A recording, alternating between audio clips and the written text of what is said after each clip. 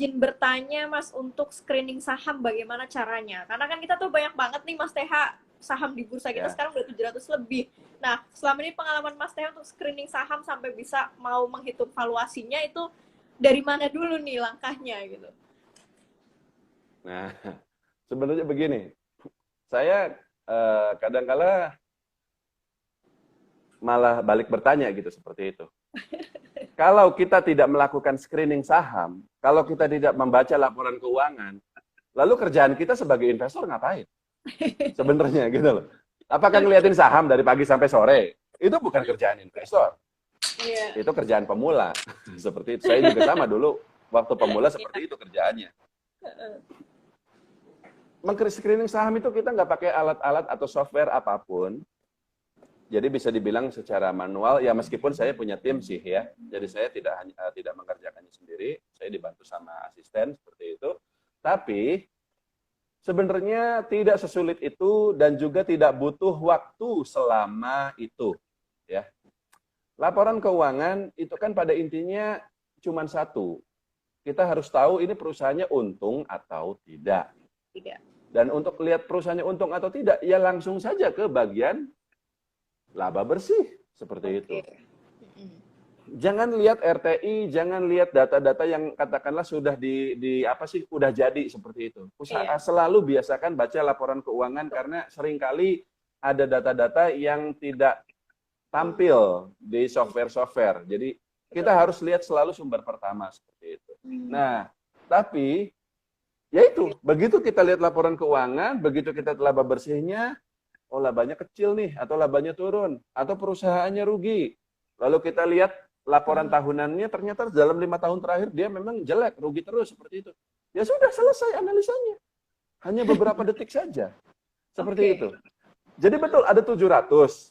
Ada 700. Tapi kalau satu laporan keuangan kita baca 5 detik, 5 detik. Jadi enggak, pertama-tama kan kita downloadin dulu satu-satu, ya kan? Seperti itu. Nah, ya jadi kita juga harus punya ini sih, koneksi internet yang bagus. Tapi filenya kan kecil-kecil itu. Enggak seperti kalau kita nonton YouTube yang makan sampai berapa giga seperti itu. Itu filenya kecil-kecil. Nah, cuman 1 mega, 2 mega seperti itu. Nah, lalu baca laporan keuangan itu saya bisa loh, dalam 1 jam itu bisa membaca sampai 50 laporan keuangan. Wow. Seperti itu. Kenapa kok bisa cepat? Karena udah biasa, Friska. Kalau memang kalau masih baru banget, iya. Logikanya samalah seperti kita lihat ibu kita di dapur. Ibu kita motong cabai, motong bawang, kok kayaknya cepet banget gitu loh, seperti itu. Kalau saya ya pelan-pelan karena nggak pernah sebelumnya gitu. Tapi kenapa beliau bisa cepat seperti itu? Karena udah biasa seperti itu. Nah, laporan keuangan itu yang bagus-bagus itu kita simpan, lalu baru analisa lebih lanjut. Kita baca utangnya bagaimana, kita baca ekuitasnya apakah memang dari akumulasi saldo laba ataukah karena ada right issue. Kemudian cash flow-nya bagaimana, utangnya debt to equity rasionya bagaimana, kemudian apakah ada penjualan aset atau semacamnya yang bikin labanya jadi naik, dan seterusnya. Itu baru agak lama untuk satu laporan keuangan sama dokumen-dokumen ininya mungkin bisa makan waktu sekitar 10 menit lah seperti itu. Nah, tapi kemudian begitu dapat, makanya value investor seperti saya itu kadang-kala ya pilihan sahamnya aneh-aneh memang. Tapi itu bukan asal-asalan. Memang kita gali gitu loh. Memang kita baca semua laporan keuangan satu-satu sampai akhirnya, oh ini memang sebenarnya saya nyebutnya mutiara terpendam itu. Yang saham bagus, yang sebenarnya harganya harus sangat tinggi, tapi harganya saat ini sangat malah jauh lebih murah. Multi bagger jadinya ketika kemudian kita beli dan dia naik banyak. Intinya adalah kalau kita tidak membiasakan dari sekarang membaca laporan keuangan dan selalu pengen hasil yang instan, jadi hanya melihat data-data di sekuritas RTI, ya sampai kapanpun tidak akan terbiasa gitu loh. Jadi biasakan dari sekarang sampai nanti ya seperti yang tadi saya katakan, baca laporan keuangan cuma beberapa detik, langsung bisa kita simpulkan apakah memang sahamnya bagus atau tidak, apakah sahamnya boleh dibeli atau tidak, seperti itu. Memang tidak akan langsung.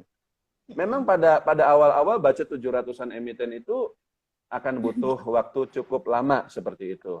Tapi kalau nanti sudah terbiasa, biasanya saya membuat analisa triwulanan, karena laporan keuangan itu kan keluarnya 3 bulan sekali. 3 bulan. Setiap kuartal seperti itu.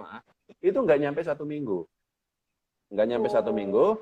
Dan yang perlu dicatat juga, kan kita ngerjainnya nggak tiap hari. 3 bulan sekali aja. 3 bulan sekali. Bayangkan kalau laporan keuangan keluarnya tiap bulan, pusing. Untungnya enggak. Hanya 3 bulan sekali aja. Loh, masa sih selama waktu 3 bulan itu kita nggak bisa ngeluangkan waktu barang 1 minggu untuk katakanlah baca-baca seperti itu. Kita kan nggak sibuk yang bagaimana seperti itu. Jadi jawabannya seperti itu, Priska.